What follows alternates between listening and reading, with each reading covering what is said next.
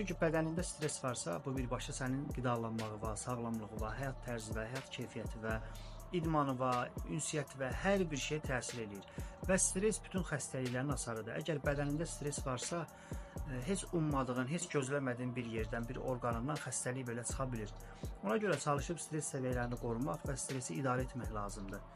Ələxüsusda, əgər bədənində bu 3 simptom varsa, deməli artıq səndə xroniki stres var. Birinci simptom, səhər yuxudan duranda bədəninin dəhşətli dərəcədə yorğun olmasıdır. Bu, bədənin tam bərpa olmadığını və dərin yuxu rejiminə keçə bilmədiyini göstərir.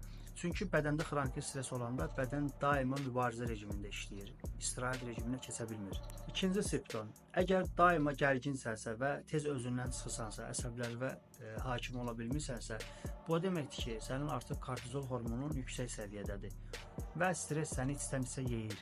Üçüncü simptom isə əzələ ağrıları, boyun və çiyin bölgəsindəki daima gərginlik hissidir.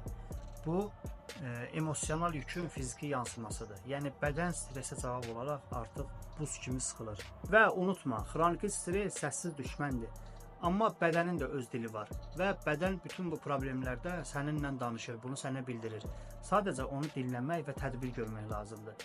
Əgər səndə artıq bu simptomlar varsa, deməli bədənin səndən kömək istəyir. Bu postu saxla və paylaş, bəlkə kiminsə həyatını dəyişdir. Sağlam ol, sağlam qal.